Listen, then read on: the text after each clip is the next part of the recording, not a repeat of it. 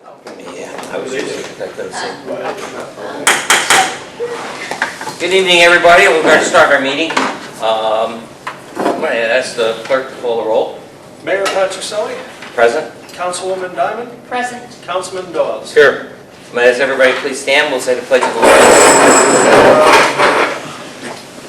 I pledge allegiance to the flag of the United States of America and to the republic for which it stands, one nation, under God, indivisible, with liberty and justice for all.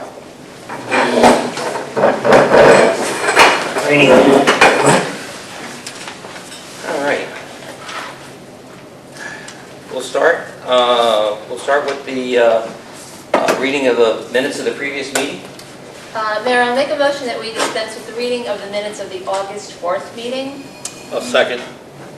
Okay. Motion made and second. So we'll roll. Councilman Dawes. In favor. Councilwoman Diamond. In favor? Mayor Patricelli. In favor. Okay, tonight what we do is before we start, we're going to have a presentation by Gomez and Sullivan regarding the FERC license. Is that what we're going to start with? With us today is Michelle Stotler from Gomez and Sullivan. She's been working with Dave Dressel and I over the past couple of years now on the FERC relicensing. And tonight we have a brief presentation for you, and it actually ties to Resolution 62. And once that is completed, we'll have that resolution. So Michelle, if you wanted to make your brief presentation on the Norman School project. Yeah. And they all have a copy of the slides. Right. You want me to take that? I think she probably should use Sure, it. yes. I think it's...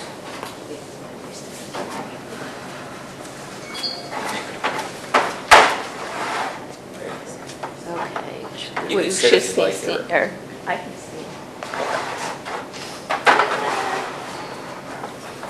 It is what it is. Okay, that works pretty well. Okay. So, as you know, there's a hydroelectric project. I think you got to turn on the mic anyway. I'm going to turn it on. Sorry, Michelle. It's on. Can you hear me now? Yes. As you know, at the dam for the city's water supply, there's a hydroelectric facility that provides power for pumping. Every 40 years, there's a process called relicensing where the owner has to apply for a new license or permit from the Federal Energy Regulatory Commission. So that's just a little brief thing about it. And then I'll step through this slide. So I didn't know if everybody knew that there's a hydroelectric project for the dam. So today I'm going to tell you about the FERC licensing process, the agency requirements that they have for mitigation for operations of the hydro plant. I'm going to talk to you about the settlement agreement, the benefits of it, and the details of it and the cost. So I'm on the third slide now. So relicensing is necessary to continue operating the hydroelectric project. It's required by the Federal Energy Regulatory Commission. Like I said, it's every 40 years.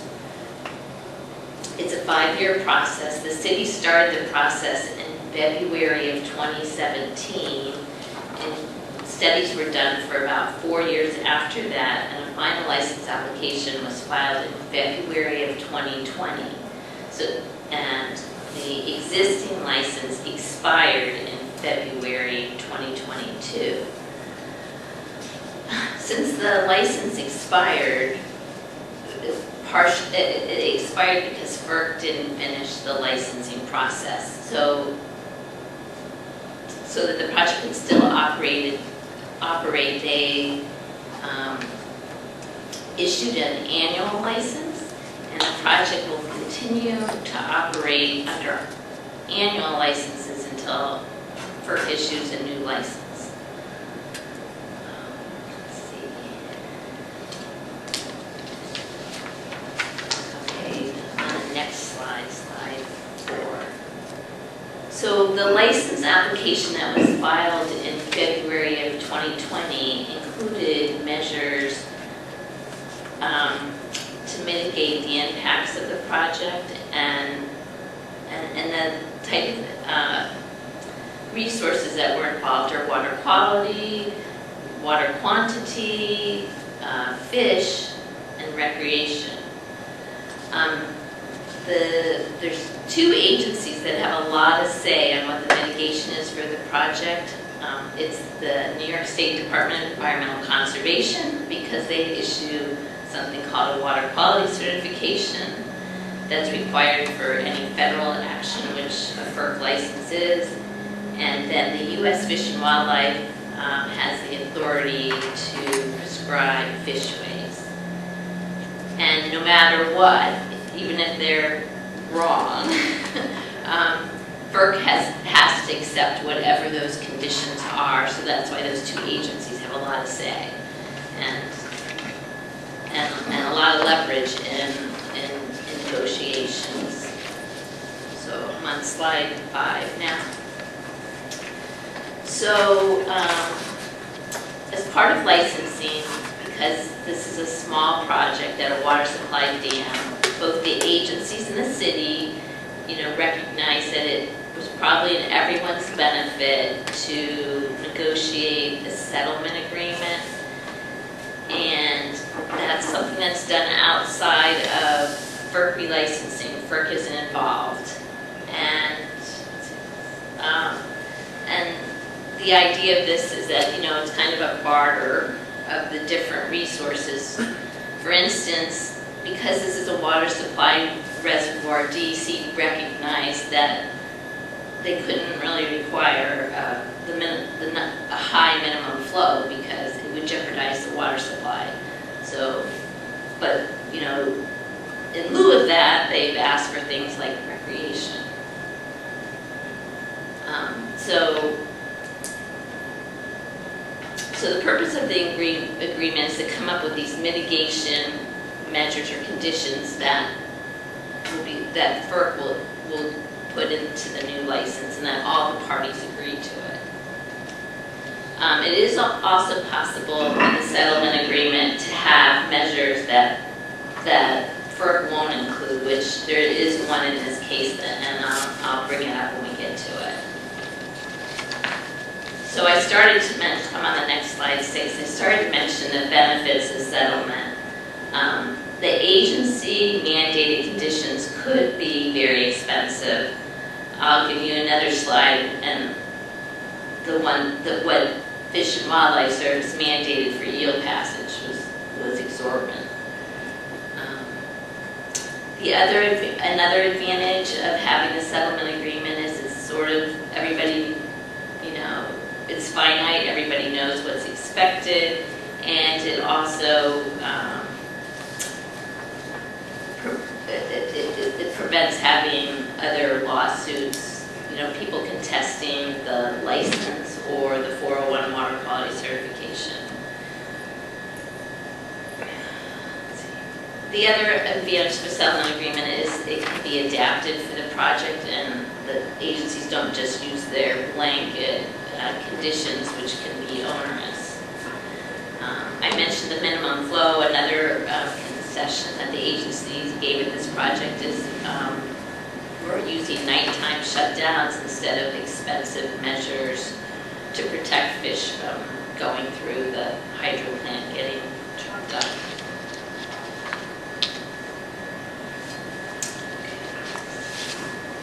So now I'm on slide 7.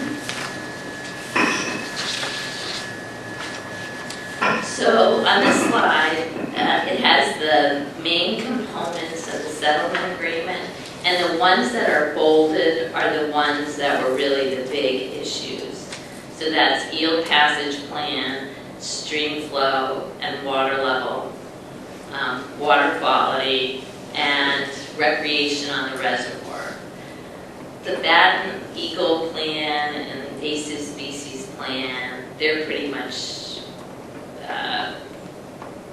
cookie cutter requirements, and they require them of everybody, and there's really no negotiating.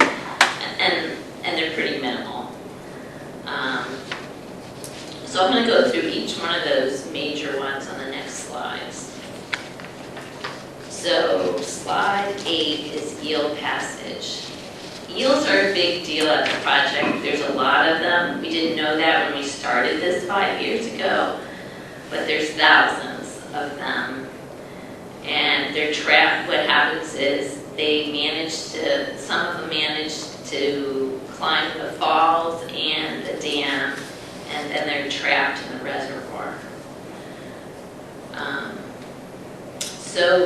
So back last summer in July, the U.S. Fish and Wildlife filed a fish passage prescription with FERC, which was very expensive.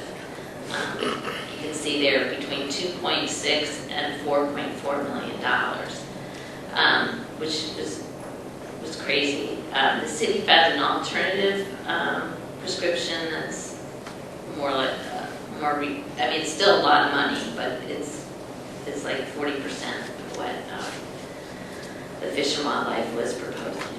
So the main components of that plan are a downstream fish passage system in the reservoir, which is consistent with what the city proposed, an upstream passage, which is consistent with what the city proposed, except that it also involves some modification to the bedrock waterfalls to aid the eels in their upstream migration. We also were able to limit the efforts to study the effectiveness of the fish passage, and we were also able to spread out the cost over several years rather than doing it all at once. And I mentioned before, the other thing was seasonal nighttime shutdowns in lieu of expensive modifications to the intakes. So eel passage is the big one. The next one I'm on is slide 9. So that's the stream flow and monitoring. Currently, there is no minimum flow requirement at the dam. In order for DEC to issue a 401 water quality certification, which FERC requires in order to issue a license, there has to be some flow in the stream. We can't have zero. But DEC recognized that, again, this is a water supply reservoir, and so we're pretty much going to maintain the amount of water that occurs due to leakage, and there's a stormwater pipe in the bypass that collects stormwater from Guilderland. And so they're going to let us maintain the status quo, but the city's going to need to install a benchmark that can be visually monitored to make sure that there is some water in the section downstream of the dam. And the city's also required to add a system to act for a backup flow in case there was no seepage and there was no water from that stormwater pipe.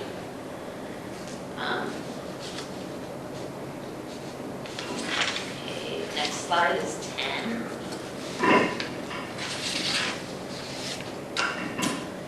So is water quality. The project, because it gets water from the reservoir, does not meet stream standards for dissolved oxygen sometimes during the dry, warmer months. The DO in the reservoir is low at the intakes, and that's due to water chestnuts and their sediment and nutrient input. So this is another thing that DEC really has to, can't issue a 401 water quality certification for a stream that doesn't meet stream standards. So as part of this settlement, there's a phased program to correct that water quality. And and when I say phase, like if phase 1 works, then you just stop. But there's 4 different phases. And the first phase is the city has some circulators in the reservoir now. So the first phase would be to try to reconfigure those circulators to see if they can help mix up the water column so it doesn't stratify and there is a low DO at the intakes. And I guess the other thing about this water quality plan, it gives the city flexibility what to do in the future. Like right now, maybe energy prices aren't to the city's benefit, but maybe over time they will be. And so, or maybe the city will, or maybe the water quality will improve with water chestnut control. So there's flexibility, moving forward for the city. The next slide is slide 11 on recreation. So this recreation was very important to DEC. FERC, it's also important to FERC. They usually want the public to have public access to the project waters. FERC was very supportive of the city's position that, that they only needed access to recreation downstream of the dam because the reservoirs are water supply. But in order to get DEC, this is like kind of a give and take in order for them to be more, to not require a high minimum flow and to spread out over time, fixing the dissolved oxygen problem. The city has agreed to let the town of Guilderland and DEC build a recreation trail and fishing ramp on the reservoir. It will not be, the city's only responsibility is to pay the land, or own the land. It will be the responsibility of Guilderland and DEC to build the trail and ramp and parking lot and to maintain it and to patrol it. Then downstream of the dam, what it is the city's responsibility is at the tail race, there's an existing gravel parking lot. The city would be responsible for maintaining that and a very short trail down to the water's edge and putting in, signage and a receptacle for invasive species.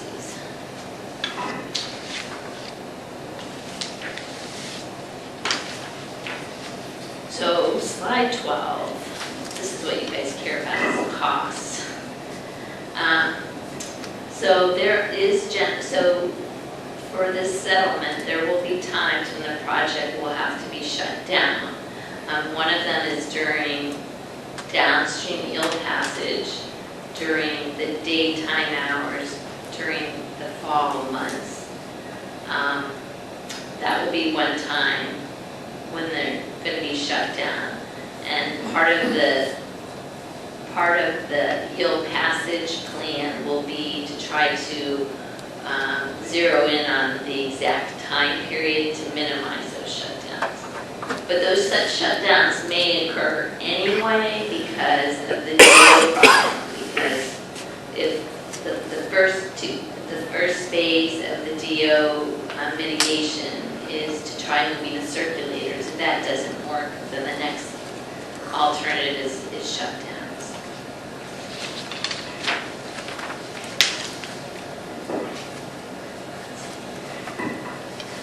So slide 13 is on the costs.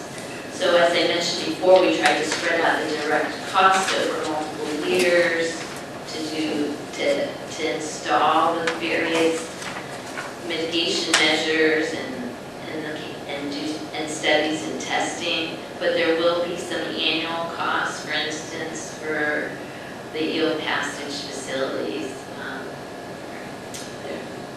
They won't operate by themselves. But the goal when we developed these plans was to try to minimize the amount of operation and maintenance as much as we could for the city.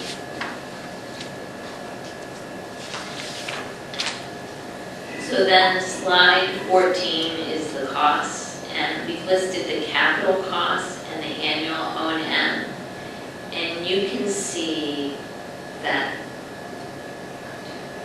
the first 4 items are yield passage, and that's what dominates the cost and mitigation for the project. The other things like maintaining a benchmark and improvements to the tail race recreation area are pretty minimal.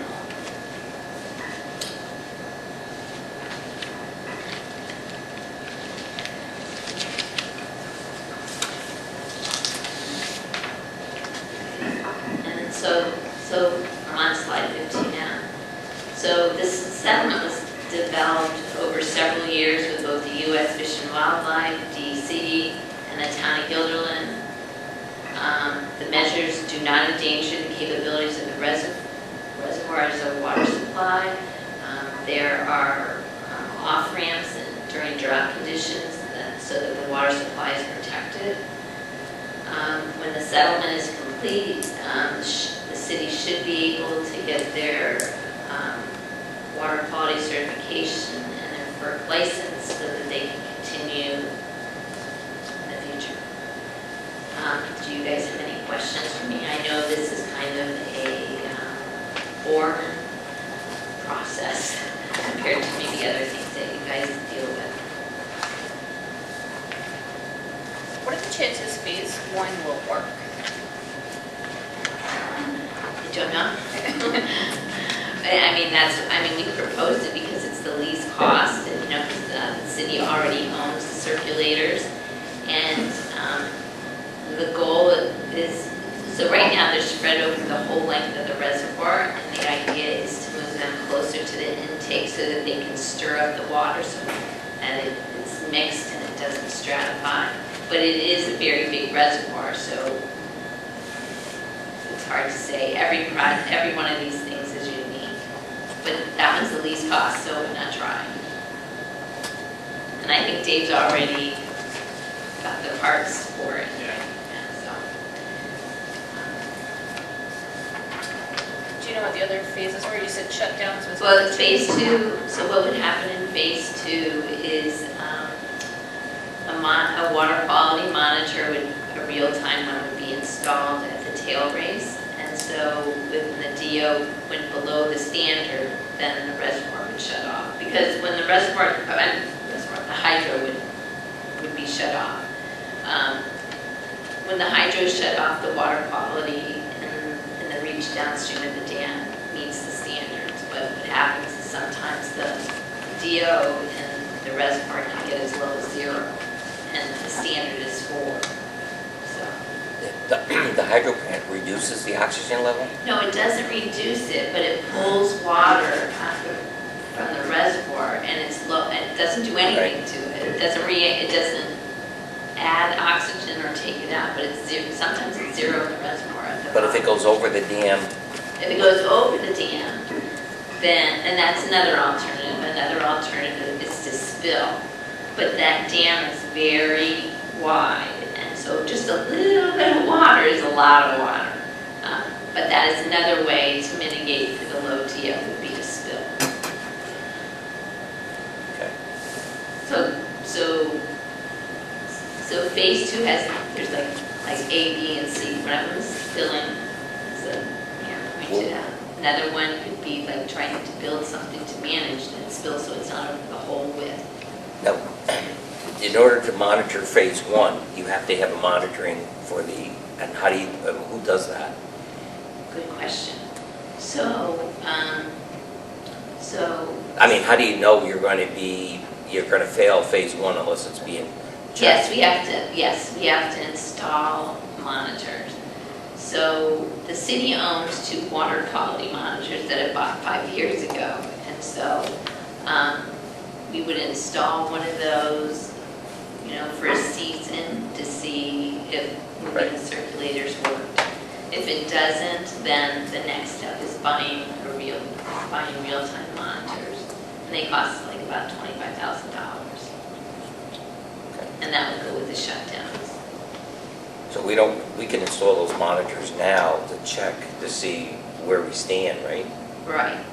Yeah, so so during the licensing, we had 3 years of study, and Right. so and so and we also plotted generation versus the DO, and it's very clear what happens, when the hydro turns on, like in August or September, after a long hot summer, the DO and the reservoir is low, and it spikes down, and then when you turn it off, it spikes back up. Can we shut the hydro down remotely? Yep. We can. So if you, Remotely, but manually, remotely. yeah, You know what I'm right, saying? you have to do it. Yes. I mean, you have to do it remotely by, Right. yeah, okay.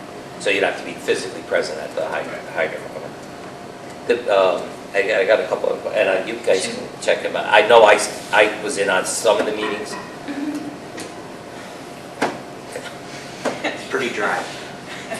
If those are words, yes. I didn't say something else, but There's a lot of other ways of we're being describing it. recorded, so we Oh, can. yeah, well, I'm not worried about that part because it's all true. For the permits, are we doing permits now for people? Oh, yes. There will be. Yes, There will be. And it will There be will done be. here? yes, Because I mean, I know, I remember the fights. Yes, I yes. remember the big arguments yes, and, yes, so, Will be done here, or they can. or they can download it, but it still is gonna go through the Yes, city. it still goes through the city. City. they can Not- download a permit? Download the form, Download the form and, application. They can, okay, but they still have to pay for it here? Yes, yeah. Okay. The important part is that we'd be able to give them the rules and regulations. Yeah. It'll be like a packet. Yeah, You know, like A packet. You know Okay. what I mean, or an informational. Now, the minimum flow, I know Eels was like probably 40 or 50% of all the discussions that we ever probably had if you did have to do a time study. But the minimum flow was also a big one. I mean, that was a big change of their position. Because I remember we were talking about, what, 1, 2? It started on 10. yeah, they started at 10, Which but, is- I mean, It's a crazy. project this size, normally they would have started like at 26 to 52. Right. They do it, they just have like a formula based on the drainage area, and they don't care whether it's water supply. Right, but this was, But this that is- would compromise our drinking supplies. Right. Yeah, Yeah. they couldn't do it. I mean, it was a, Yeah. so not having one, so to speak, Right. And they're pretty much allowing you to go along with the status quo, which is a very big concession on their part. that was you, because that was also going to be a big expense to us too, besides. There's still gonna be a little bit of an expense because we have to put a backup system in, but not to the point of 10 CFS. And who made that concession, DEC? Yes. DEC did. Yeah. That's huge. So, in other words, what we're saying now is we're done. We I have 2 signatures, I have on Right. the settlement agreement, I I have have to one from do the that. town, and I have one from US Fish and Wildlife, and I'm Yeah. hopeful that we'll have one tonight from here, and I expect one tomorrow morning from DEC, and then I plan on executing it and filing it with FERC. So when I become mayor in 40 years from now, we'll be doing this over again. Yes, and actually You'll it be starts, seasoned You'll be on vet. your own. I'll be able to do, I'll know the whole process. Timing is everything. Timing is everything. yeah. Very good, Michelle, thank you. Any questions? You have any? No, I'm good. No? Good. It's kind of a new learning curve for me, so. No, I don't have any questions. I'm just shocked at the amount of eels that are in that reservoir. If there's that many. We had no Have idea. you ever seen the video? No. Oh, wait a minute. I thought yeah, I did I thought see the video, yes. thought I showed you the video, but if you want to see the video, I think I'm good. it's, Honestly, I don't know who would want to go boating in there. I mean, there's all those things in there. They are there. they are there. Yeah. I'm surprised Alfred Hitchcock didn't make a movie on it. Well, he missed the opportunity, so. Really. Any other Who questions? benefits from the power plant? We do. The city We do, does. Yep. The city, it either offsets the cost to Water pump the pumps. water from the reservoir to the treatment plant, Yep. or if there's extra, then It goes to the grid. It goes to the Sell it. water Yeah. fund. Sell Yeah. it. Sell it back to the Sell grid. it to the grid, yeah. There's a video, I believe, I have someplace, and, Yeah. and I did, of explaining the whole power plant, you know, that gives you a little bit of a background on it, so if you, I can give you that link. So Yeah. it's, I know it's on YouTube, but, Joe's got my email, that'd be cool to see. yeah, I'd so, like to know the history, I never knew we had one. yeah. And it's and they're talking about without any extra, you're talking about $40-some thousand is the amount of power that generates just to be able to pump the water to here. So, right, it's about 40,000. Sorry. About 40,000, it was, right? That was a number that I had It's in a my monthly head bill from the pump station. for the pump station. It varies. It was just recently $10,000, Yeah. $9,500. Yeah. But that was. Yeah, but It's more than 40. I think it can be as much as yeah. Yeah. Okay. Depends. The hydro doesn't run year round. Yeah, it's here now. Summertime, it's like, it hasn't run since June. Yeah. It's just been so dry. It's usually a spring and a fall. Sometimes some winters, if you get a warm winter, you can kind of get it running during the winter, but it's not a continuous Right, all right. year long thing, so. Instead of wasting the water over the dam, we Yeah. try to capture it. I'll make sure it's around. Okay. All right. Michelle, thank you. Thanks, Michelle. Thank you. Thank you. I'll miss those meetings. Fire. I'm so ready for it to be gone. Long haul.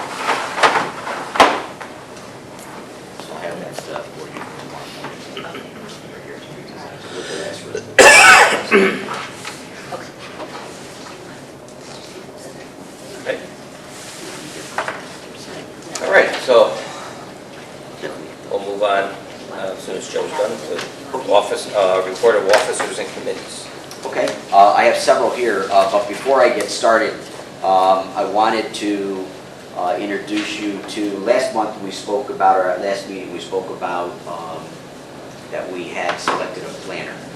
And tonight, I met him. I have the absolute pleasure I of mentioned, I said, I know that guy. introducing our planner, Steve Golden. He's sitting with Chief Garrett.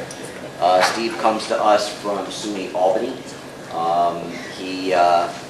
He's finishing up his master's degree in planning, and he will be starting with us on September 6th, which is Tuesday when we return from the short Labor Day weekend. We met with Steve and kind of downloaded a number of items with him Wednesday with it. We met with Paul Murphy, Dave and I, and gave him a bunch of projects. One of his first projects will be the updating of the comprehensive plan. He had already digested it and had several questions of us and a number of items, so we're looking forward to having him on board. Good luck, Steve. Welcome. Well, Really. This is very exciting. Yeah, I'm very excited. I think there's going to be a great opportunity for the city having a planner on hand. Yes. we'll take pictures now and pictures later and see how you've aged. I know. Today, we had the policy board meeting for Capital District Transportation Committee. The city of Watervliet was awarded on the 2022 to 2027 TIP award. We were awarded $5.5 million for the redesign and implementation of our 25th Street corridor. That goes from Green Island all the way to Crabapple. Okay, yeah. So there will be design, restoration, and improvement monies is for that type of work. Also, we met with Barton and Judas today, Amanda and I, on our bike path closure, but we had conversations on the issues we're having on 25th Street. Since Cohoes was successful in closing the entryway to Norlight, we're now seeing trucks coming through 25th Street, going up Crabapple and going the back way into Norlight. So we're now the recipient of having some of the chemicals being transported on 25th Street. So being that we were awarded this today, one of the inclusions through the course of this study will be how do we work with state DOT our trucking group, and what type of word or strength do we have in making sure that that doesn't happen here in the city, what happened to Cohoes. So I know we'll be doing traffic counts, we'll be doing risk assessments through the course of this project to see if we can actually be successful in shutting down that trucking route. Well, there's a lot of houses there, and then there's the park, and I mean, there's. And there's a Well, I think Yeah, if you, school, right, if you that's look school. at impact, 25th Street is a much larger impact than Cohoes. Yeah, that's. One of the things I talked to Tom Baird about was to reinstitute the Elm Street bypass. The Elm Street bypass is a town of Colony project that was on the design many, many years, and it got shut down, one, because of you need a federal crossing of the railroad, but secondly was Maplewood, their fire district would have been bifurcated by the fact that you had to put in another railroad crossing, so they had to build another firehouse on the top of the hill. So that's why, one of the main reasons too why it was shut down.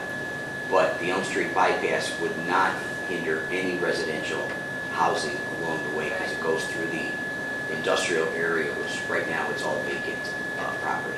So we'll be working closely on that over the next couple of years. Joe, can I just, quick question, you said 2022 to 2027? 7. Yeah, Does that mean that it starts like this year or next Yes. year, and it will take that long to study and complete the whole process? the project has to be completed within the planning year, Okay, or within the planning period. okay, And they typically do 5-year planning periods.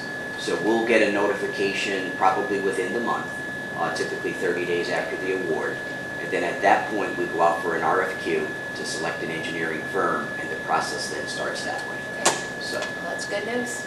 That's yeah, good. we're very happy with that one. There, if I, from what I learned from today's meeting, there's, I don't know how many projects on that list. Many. There's quite a few of them. And what they do is, they go into this 5-year plan, and then they start picking, there's a few projects that's gonna be all the way out 5 years. Then there might be some of the easier ones that they can kind of like push through and get moving. So, and it also has environmental impacts and that kind of thing. So some of the projects that are in there are gonna be a lot more involved. Now, I'm looking at 25th Street as being kind of like a, Agree. slam and dunk type thing, it's a lot easier to get done than maybe one of their bridges or something else. that they Oh, want to okay, do. yeah. What? No, I didn't say anything. I'll tell you later, Charles. Okay, thank you. It's okay. We worked over the past couple of months on the CDBG, the Community Development Block Grant. I'm happy to say that applications went out 10 days ago. We have 5 applications that have been completed to date. The original applications that went out by those who solicited interest to us was 65. We are now up to 75 households that have received applications to date. We know we have limited funding. We estimate about 15 to 16 possibly being funded, but our criteria is primarily going to be, the priorities are going to be code enforcement, violations, and health and safety items that get done and taken care of first. We have our DPW vehicles on site now, all 3. Dave designed his for the water department, and then we have 2 mini dump trucks, all suited with plows for the winter months and salters for those 2. Dave has a box truck that he can actually pull his equipment with, and a plow on that truck as well. Our 2 police vehicles, as of today, are fully in service now. Those are the ones that we purchased back in October. And unfortunately, through supply chain issues and backlog in vehicles being worked on, it took until today to get both vehicles onto back in service. That's good news. I don't know if any of you are, but I know our splash pad has closed. We had 2,300 tickets sold. I don't know if any of you were there or actually went down the slide, but I know many people did. Track the counts for people coming in within the first couple of weeks were about 215 people, 230 people per day, and that eased down to about 64 in the final weeks. So the splash pad was a great addition to the city of Watervliet. They came as far as Kingston, and I think as far out as Utica, that people got applications for or passes for. So it was pretty well used and pretty well, it ran pretty well this year comparatively. Yep. Can I say something? Yeah. I didn't want to interrupt it. Now, when you say like Utica, would that be like people coming in to visit their grandparents and stuff like that? I just can't wrap my head around that somebody's gonna get in their car, drive all the way from Utica, and come to the splash pad. Well- I know it's great, don't get me wrong, it's a beautiful place, I gotta tell you- but they're gonna bypass the Great Escape, the New York State Fair, and Let me tell you, for $5 or $10 that we were charging. I'm throwing it out. No, I had you beat because I know my granddaughter got passed, Yeah. and that was from North Carolina. Yeah. So honestly, But I had her here for 2 weeks. it were families that were coming. Yeah. And it was due to maybe that they had a family member here in the area. Yeah, sure. Because I know we talked to different, like, Valencia Yeah. and Hudson and But stuff. for $10, we far surpassed Great Escape. And the pool, get back to the pool, the capacity used to be 300. Yes. Is that going up because we have the splash pad now, or is it still Yeah, so staying 300? actually, it was, we had it as 245 for the minutes of the pool Yeah. and 75 capacity for the splash pad.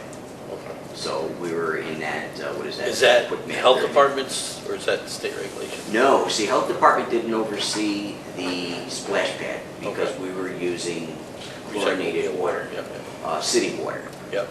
We weren't using a filtration system like the city pool does. So health department did not have oversight on it. They Okay. looked at it, they monitored it, but they did not, have that. When we go to a closed system, which at some point we hope to, that's when they'll have oversight. And we'll agree though, my son loved your splash pad. Thank you. I know we did. Thank you. Hudson Shores, I'm happy to say that Emma Willard is coming to rent the boathouse. They lost their boathouse on the Mohawk leg of the Hudson River, if you know where that tributary connects in Green Island. They were there and they were a tenant of the Silhouette Boathouse. They had some damage with one of the storms, and it was going to cost about $100,000, and the landlord at that time said no, they weren't going to do any of the investment. They came to us, they had conversations, we had conversations with RPI. Today we had 2 deliveries of Connex boxes that they'll store their equipment in, and we hope within the week following that they will be a tenant in there and enjoying using the crew on the Hudson River. They're excited at least to make that their home. So as we start to develop the Hudson Shores, that change to the boathouse will actually come to fruition that we had within our master plan. The boat company RFP is back. We had 1 solicitation for it. That was the company from Hudson. You will get the resolution next week, or at the next meeting on the 22nd. So we could have them as a tenant, hopefully by the end of the year. If not, we know the spring of 2023, they will be housed there as well. The resolution, or the RFP for the docks came back. Creation of 200 feet of dock space on the Hudson River came a little bit higher than we anticipated. We are working with Louise over at Starbuck Island. They have 200 linear feet of docks. They're only going to use 50 next year, so we may be purchasing at a much cheaper rate the remaining 150. So we're working through negotiations with them now. And we know that the restaurant RFP, the RFI I should say, is due tomorrow. We'll see if we get any solicitations on that, and we'll be bringing those to you as well on the 22nd. Striping for 19, was there a question? I apologize. No. Okay. Striping on 19th and 12th Avenue it will be happening next week. So the intersections there will be taken care of by straight line. You'll see a resolution later on this evening.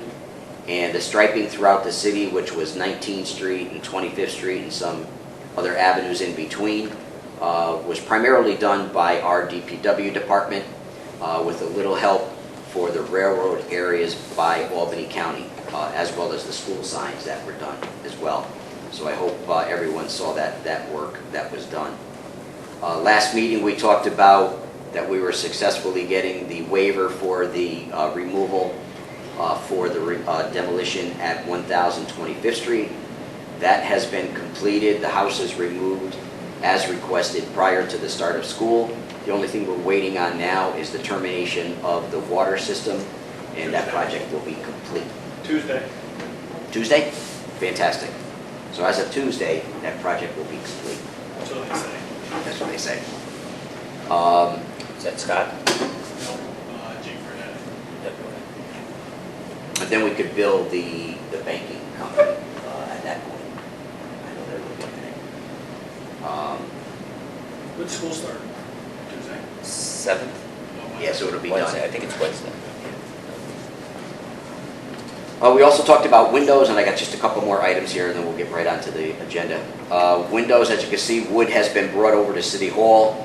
That's for the anticipation that they will be a deliverable of on 9/15 and start installation of windows there. I did get from Rita Architecture today, our engineer for the windows. We opened up a rear window that we did not have in the original RFP. You know, the oval one over the parapet as you come into, or the portico as you come into City Hall. Well, there was one behind it, which was not included in the bid. I asked for it to get so we can consider this. So we have windows in the front and back that are the same. It looks like that'll be about another 12,000, but also in that 12,000 are some designs because this is going to be, has to come in 2 pieces. So you got some mullions and some coverages as well. So I just wanted to gauge the temperature of the board. Is that an expense we want to move forward on, putting in that rear window, or going, if not, because otherwise I'll work with the contractor to forgo that cost. If there's interest in doing it. I think we should move forward because then you don't have a black piece of corrugated metal in where a window is. That is, if it's not a window, that's what it is? That's what it is, yes. And the reason, it's a labor-intensive one because you have to get into crawl spaces and you have to have a little, the JLG jig to get into the back is a little bit harder to get through. I know I didn't put it in the first bid, but now that we found the window and looked at it, to me it makes sense that we go forward with it, but I just wanted to take the temperature just to see what the thoughts are. Is it something we can wait so we can take a look at physically? Because I think I know what you're talking about, but I'd like to see it. Like, Yeah. You need that answer It'll right now. probably go up as we go forward, but yet we could wait if you want. I'm not saying, I'm saying if I go over tonight and look at it and give an answer. Oh, yeah. That's all I'm saying. I just want to look at what Sure, I'm take a picture. paying all Yeah, that money take a look for. at it because, I think I know what you're talking about, but I just want to physically see Yeah. it, so I don't want to yeah, remember. I mean, it's over. Yeah, I know what he's talking about. Okay. I've seen it, you know. I think I know, but I just want to. I mean, the prices, my feeling is a lot of times doing things half Yeah, I know. is Is the wrong way of doing it. We've gone down that road so many times. That's why I wanted to at least gauge your temperature. You guys, to tell me. I think the new windows are going to add to it, but then you could always have that one window that you're always going to see that wasn't done. Yeah. But if anything, this will come to you at the next meeting. But we'd have to, at least jump on it to order pretty quick. Right. And lastly, I know Mr. Donovan Kubar is in the back. We're working on trying to get rid of a couple of alleyways. I know there's interest there. And I know I do have to get a letter out to the community. We were trying to do that for possibly this meeting. I know right now on my schedule, I have letters going out September 7th to all the community, and they'll come back on 9/15, so we could accept any bids on the 9/22 meeting with it. But I know Mr. Donovan is interested in acquiring the alleyway that is behind him. on 19th Street. And lastly, we've been talking about 8th Avenue paving, or 8th Street paving, I apologize. You'll see a change order here later. This was from funding we actually received back in 2019, and we never performed that street, so we did a change order in our paving contract for 8th Street and 4th Street, as well as removing the cobbles out here in front of this island and replacing that with blacktop. Preserve yourself on maintenance and so on, so you'll see that change order coming to you later tonight. Other than that, that's everything. And I believe 8th Avenue is, they're still... Oh, yes, 8th Avenue, all curbing is in. We made one adjustment to the curb on 8th and 5th, I'll say, wherever McNeff is on the corner. 6th, or 7th. 8th and 7th. 7th Street. So, because this is done with CHIPS money, we have to do all the ADA curbing, and that's what all the drop curbs are that you see on 8th Avenue now. Colony doesn't have one, so it made no sense in having a two-way ADA curb. So now this, because of water volume coming down the hill, is going to be a straight and rounded curb, therefore pushing the water around and onto 7th. But that was the last change we made to that. That and all the forms have been in, and I believe they're going to start finish pouring early next week. Okay. It's so nice. It's great. And that's only the binder coat. I know, So- it's great. And I know we have the lead laterals. I believe there's 6 done. About I think 6. so. About 6, and I think he told me that there were 9 more, Yeah, 15 about 9 more 50 to or be 60 done. total. Yeah, we might be adding one more. Yeah. So he's progressing, Yeah, yeah. good on that, so But that's that- working out well. And that contract has to be completed by, End of next year. yeah. So we're well ahead. Okay. Anything else? No, Any questions? I'm good. All right. Thank I you. think out of all this, the best thing that happened on it is the fact that Steve Golden will be starting on Tuesday. Yes, absolutely. That's great. Steve, Look forward to working with you guys. I might just consider running. I don't know, the striping. You can see the roads now, striping. Well, there's a lot of things being done, and there's a lot of improvements in a lot of different areas. And I think there was a significant amount of work just to catch up with COVID and to get some of the things going. Getting FERC off our back is a great, that's a, that in itself is a prize, so thank you. Okay, we'll go into old business. Your Honor, there is no old business on this evening's agenda. All right, then we'll move right into new business. The first order of new business is ordinance number 5 for 2022.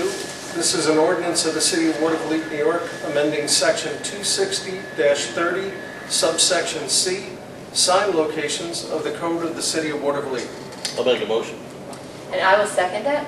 Okay, So the new owners of 2460 Broadway had 2 handicap signs at their location. There was a ordinance back in 2015 to put the signs in at this address. The new homeowner asked that we remove them, and that's what this ordinance number 5 for 2022 does. all right, motion made and second. Clerk call the roll. Councilman Dawes, In favor. Councilwoman Diamond, Favor? Mayor Patrichelli. In favor. Resolution number 58 for 2022 is a resolution approving change order number 1, the 2022 seasonal paving agreement, and authorizing Mayor Charles V. Patrichelli to execute all required documents regarding same. Mayor, I'll make a motion that we move on resolution number 58 for 2022. Second. Okay. So resolution 44 for 2022 actually hired Best Paving to do the seasonal paving throughout the city. We are adding 3 items on this change order totaling $125,000. One is 4th Street from 8th to 4th Avenue. The other is 8th Street. And the last is 15th, as we just talked out here, the boulevards. going $5,000 for that, $69,000 for 8th Street, and $51,000 for 4th Street, totaling $125,000. Any questions? No, all set. All right, call the roll. Councilman Dawes, In favor? Councilwoman Diamond, In favor? Mayor Patrichelli. In favor. Resolution number 59 for 2022 is a resolution awarding a contract to install epoxy pavement markings to Straight Line Industries and authorizing Mayor Charles V. Patrichelli to execute all required documents regarding same. I'll make a motion. And I will second it. So this resolution is asking for $21,000 to be paid to Straight Line Industry and hire them to do the intersection with epoxy on the corners of 19th Street and 12th Avenue. And we had only one proposal submitted by Straight Line. We sent out 3 RFPs, of which the other 2 companies, not realizing it, did not do epoxy. So they were the sole bidder on this one. And epoxy has a longer life than just the regular paint that you saw with on the rest that the city did. When will it be done, Joe? They start next week. He's hoping to end it next week. So Finish. school time. Finish. So, Marley? Yeah. Good. All right. All right, call the roll, please. Councilman Dawes, Favor? Councilwoman Diamond, In favor? Mayor Patrichelli. In favor. Resolution number 60 for 2022 is a resolution for the purchase of a 2016 ambulance and authorizing Mayor Charles V. Patrichelli to execute all required documents regarding same. Mayor, I'll make a motion that we move on resolution number 60 for 2022. I have Chief Garrett here in case you have any questions on how things work. But one of the reasons that we are purchasing this used ambulance from Malta is the fact that we're currently renting from the town of Colony. And I think to date we've paid, Amanda, about 80 something. In that area, about $8,000. Yeah. So it's about $7,500 a month. So, Chief, if you want to kind of tell us where, Yeah, we were down 2 ambulances. We got 2 from Colony. We thought they were free, and then they said they were going to be $250 a day for each one, $500 a day. So we returned one. We had both ambulances broke. One has got a blown engine. We can't get, there's not an engine available in the entire United States. It's been back ordered, so there's not even a Ford engine available. So that one's shot. The other one is old, it's a diesel, it's not in good shape. We do have a new one coming in November. So our best alternative, rather than pay $7,500 a month, this is a better option. We'll actually have a spare. The new ambulance will be here in this November. Yeah. Originally, we were going to replace with a Braun what we normally have. Right. That's a 2-year wait. Okay. That's the last I've heard. Yeah. Okay. So we got this other one. It's not a Braun, but it should be quality. Okay, good. And then, just for your information, our engine blew ahead. So we're looking at another $14,000 repair on the fire truck. The head's got to be replaced. That's in the shop now. Chief, you're killing me. I said, Well, don't do anything yet, Amanda, because we don't have the ambulance. It's gonna be here yet.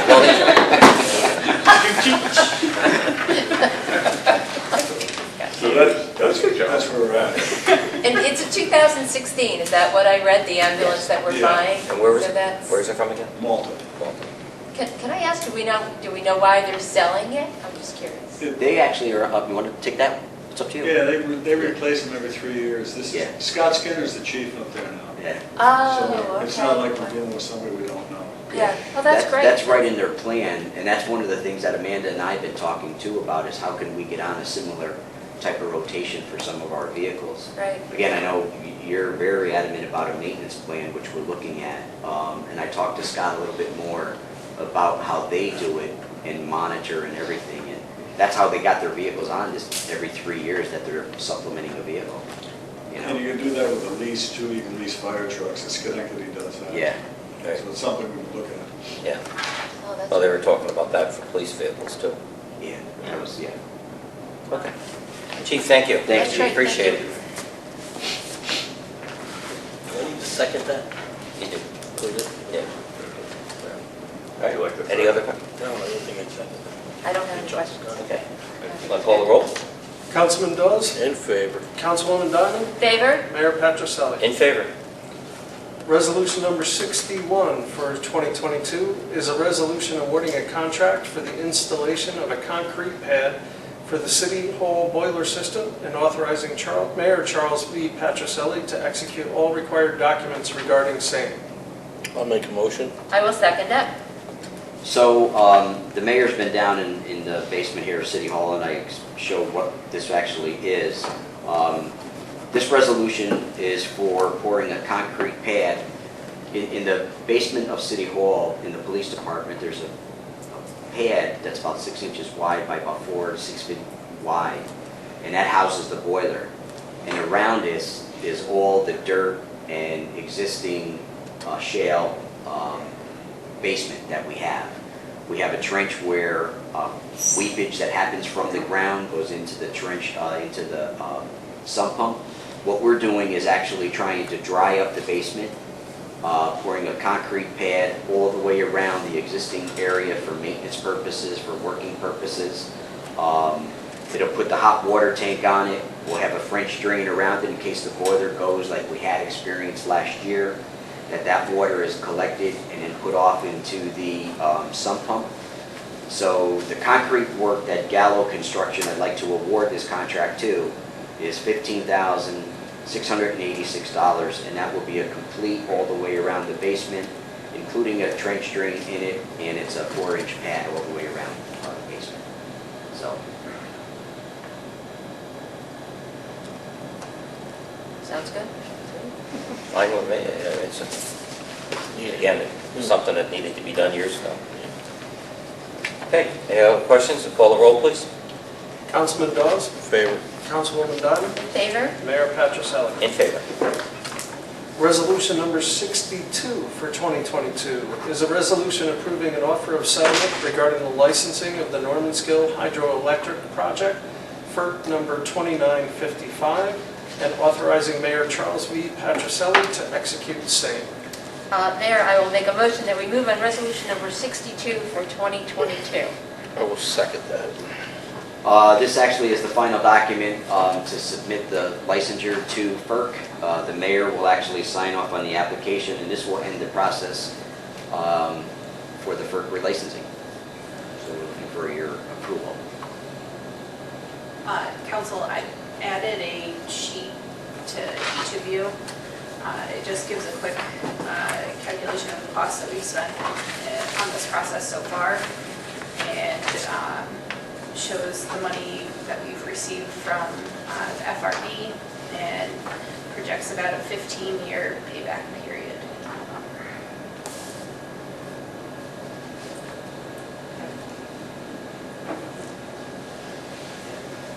So what we're saying is the money that we've invested into running the hydroelectric plant, the cost associated with that, Including all of Michelle's eel and right?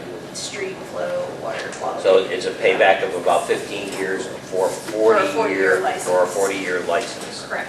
which is something that you and I, we had this discussion before, whether or not we should even bail on the hydroelectric plant altogether, when they were talking about millions of dollars worth of improvements. Is that correct? Right. Right?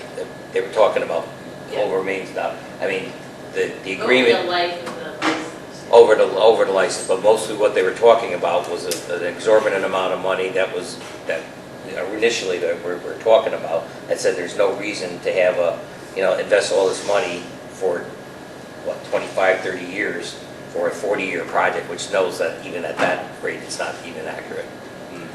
But if we're looking at after going through this 15 years, then I think we invested well.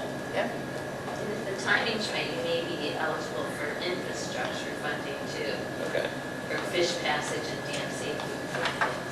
'Cause I'd like to hear I that. mean, Well, it's in the latest legislation, but I don't have any, they haven't given us the details on I'm even curious to see what the rate of return, of course, was originally for the hydroelectric plant. I don't remember what that payback was.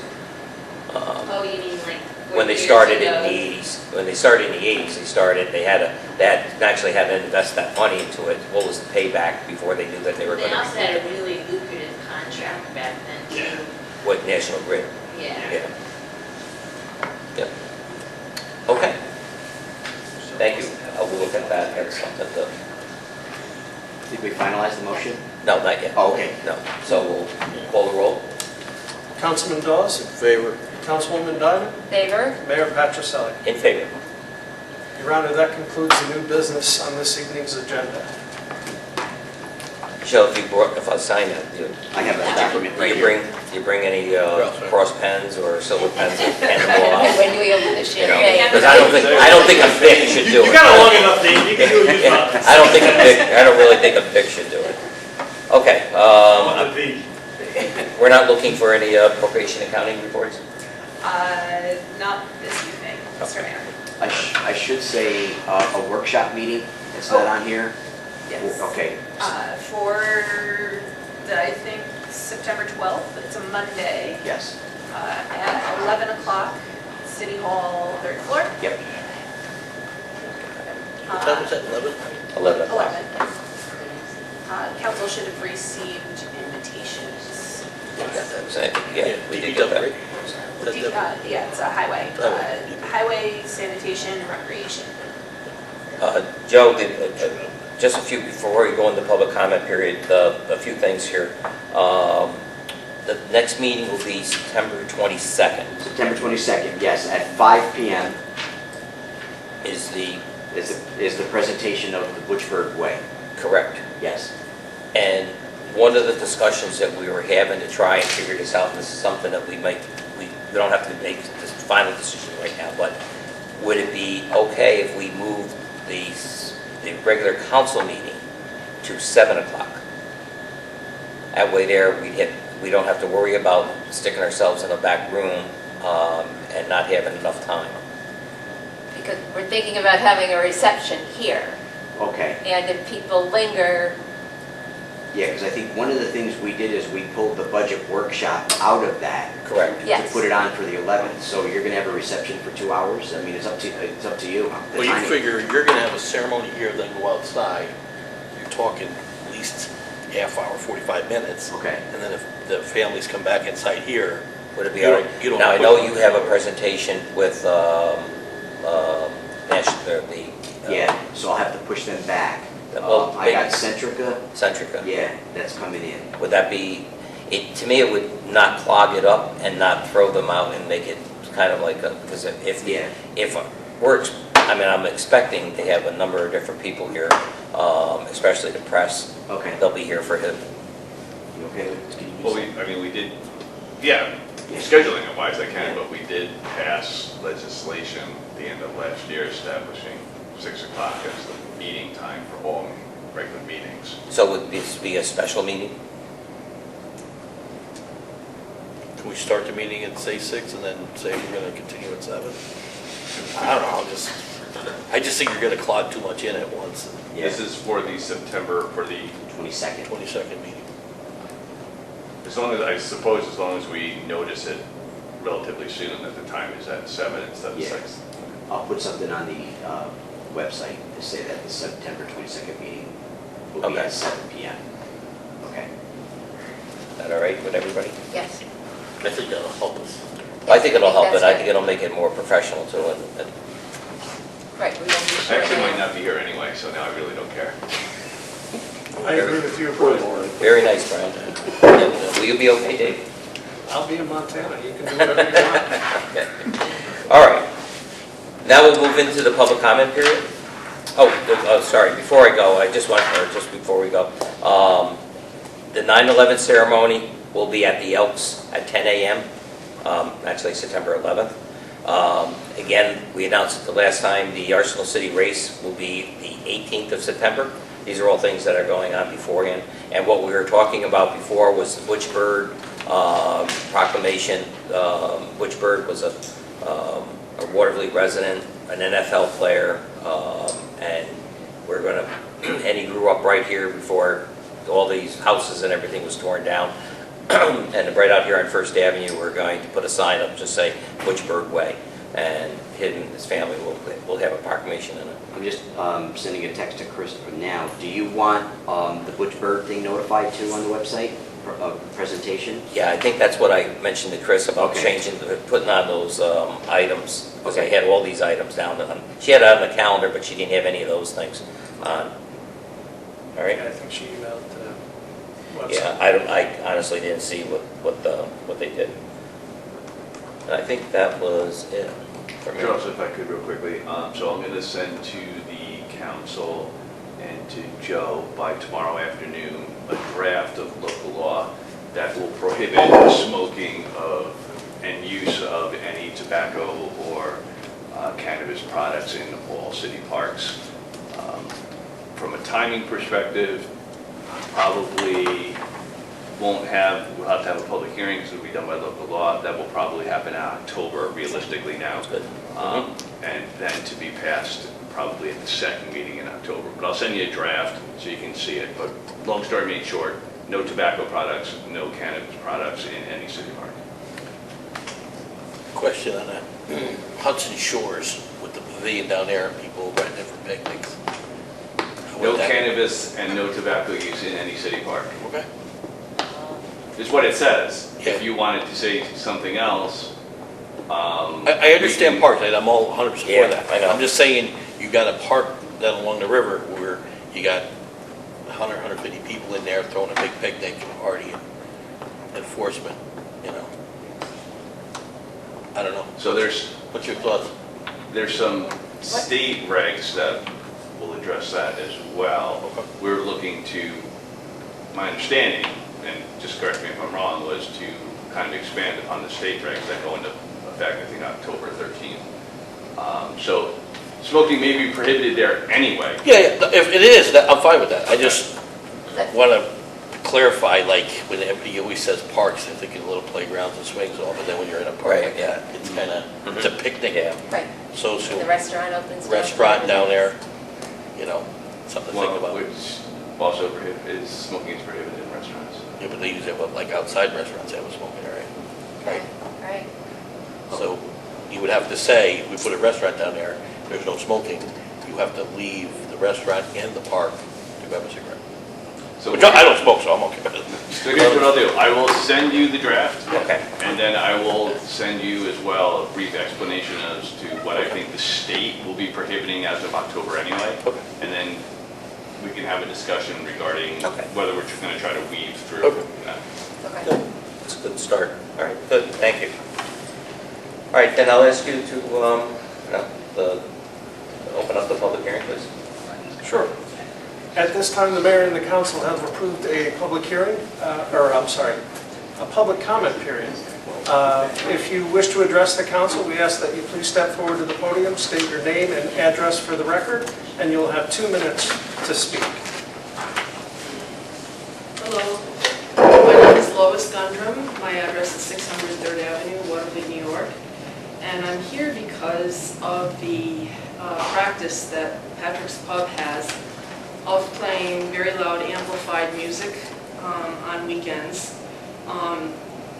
Just this past Saturday, the music started at 3 o'clock in the afternoon, and around, I don't know, sometime after 5, like maybe about 7 or something, between 5 and 7, it changed over to a band on a stage.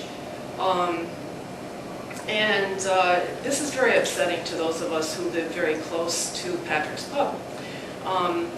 There have been times in the past when it's been so loud that I've taken a walk. I've heard the music from 4 to 5 blocks away.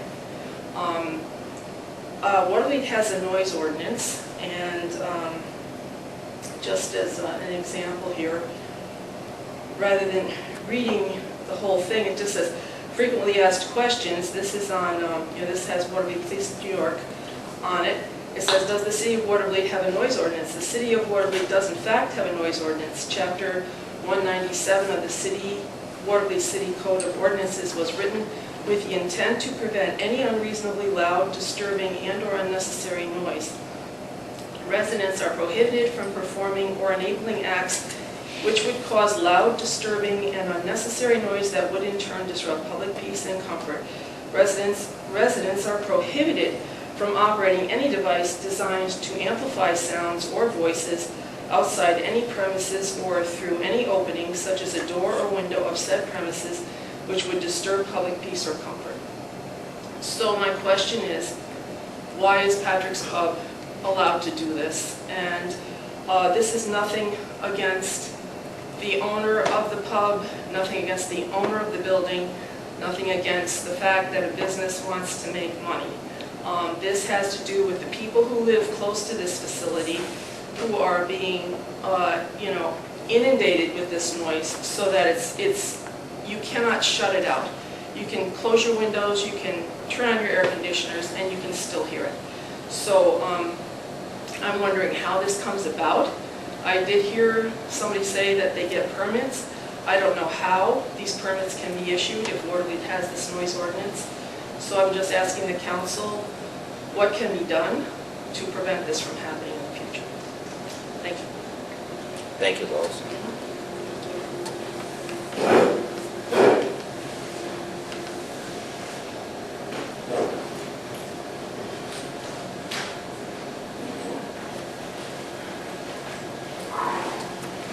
Good evening, council. Long time listener, first time caller.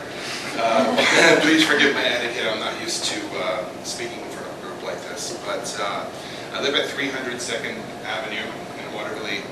I said, as do I. Yes. Can you give us your name? What's that? Your name? Oh, Raymond Wempel. And I just wanted to bring to your attention again, I know a bunch of our neighbors did that about a month ago. The residents at 303 2nd Avenue, they are constantly displaying disruptive and menacing behavior. Thanks to the nice lady, if you want to refer to her, the noise violation codes. There's lots of people who live in that building, and anywhere from early Sunday morning to late on a weekend night, people pull up, they have very loud music playing in their cars, they get out of the car, they just leave it running. With the windows closed, the AC on, the TV on, you still hear it vibrating the windows. One of the things that our neighbors brought up was about every few months, including about a month and a half ago, there's like a SWAT raid on this house. I don't know if you remember that. 5 o'clock in the morning, smash the doors in, there's a megaphone, a spotlight. It's about 30 feet from a bus stop that school children use. Like literally like maybe from here to the corner of this room.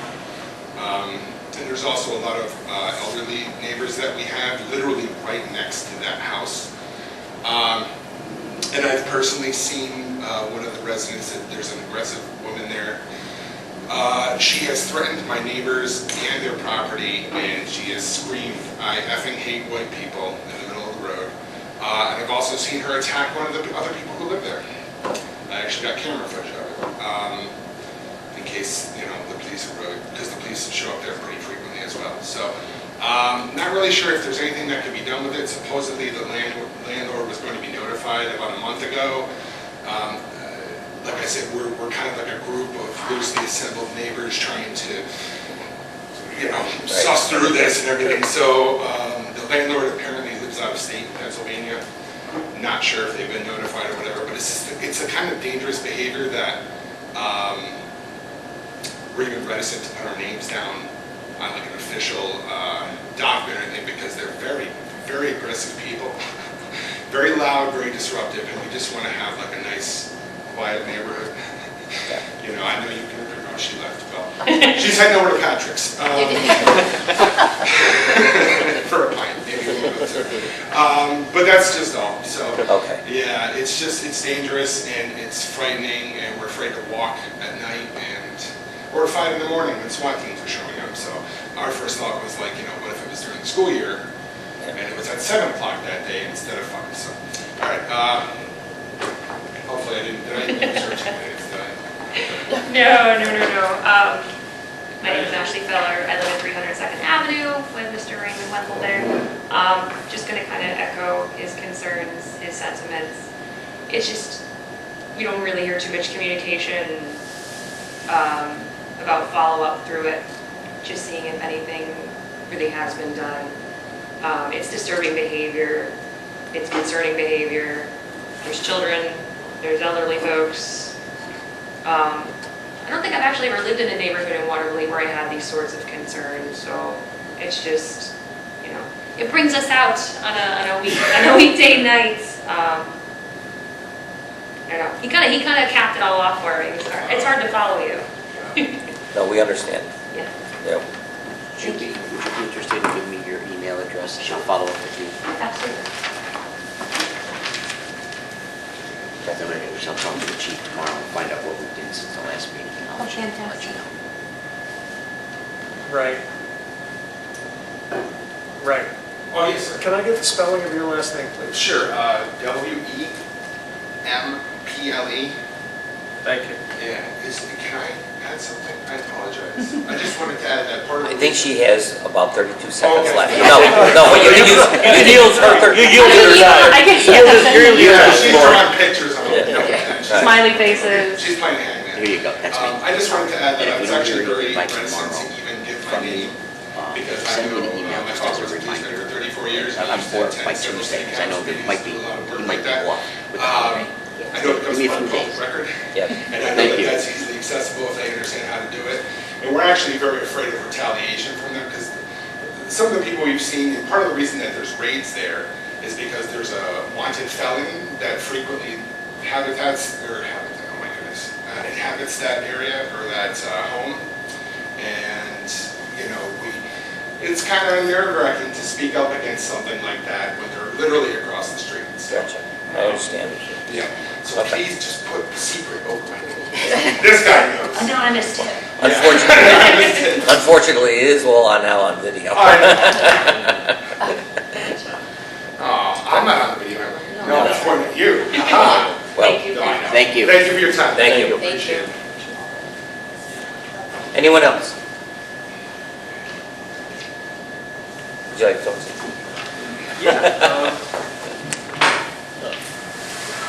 Yeah, so Steve Golding, I'm from Watervliet. I don't live in Watervliet right now.